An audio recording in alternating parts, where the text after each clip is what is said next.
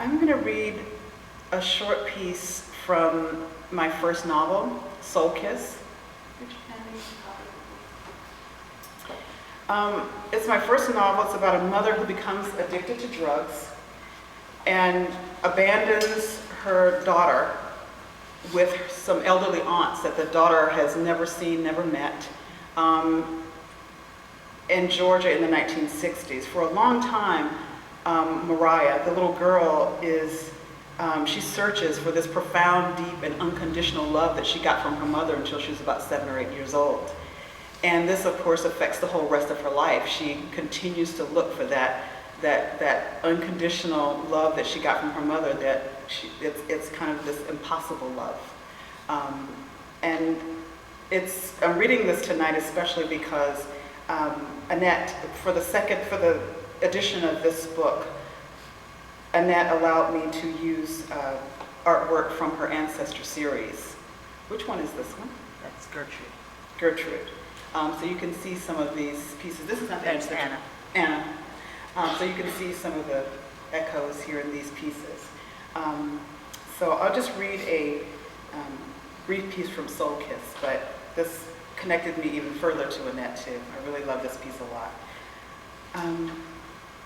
Soul Kiss. When me and Mama lived together, the world was a perfect place to be a little girl. I adored Mama and she adored me in return. No one else mattered. One of my first memories was watching her dress for work. Next to her reddish-brown skin softened each night with a layer of thin Vaseline and cold cream, she wore a pink satin slip. Pink was romantic, she said, the color of love and laughing.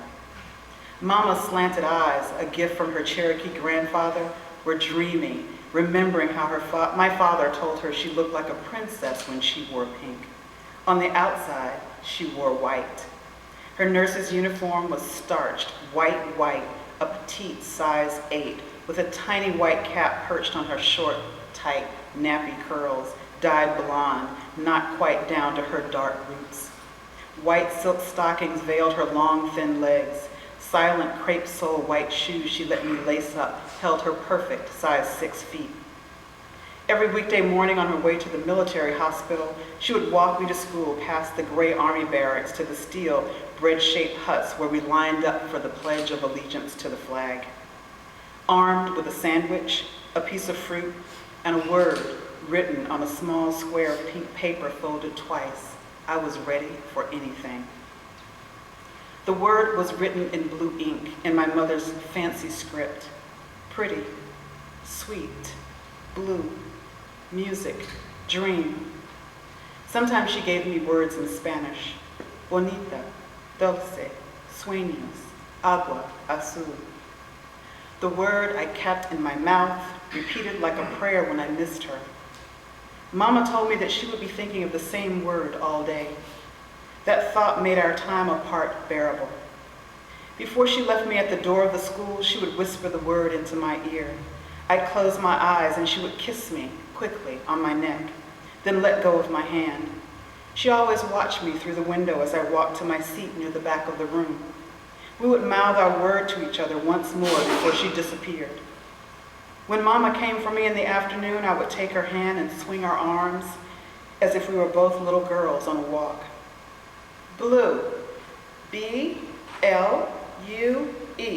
Blue is the color of sad music, blue. I would pronounce, spell, and give the meaning of our word. Sometimes on our walks, we invented words and spoke to each other in new languages. As praise, Mama would tickle me under my chin, then cup my face in her warm, delicate hands and close her eyes. She would press her lips full on mine and give me what she called a soul kiss. My whole body fevered from her embrace.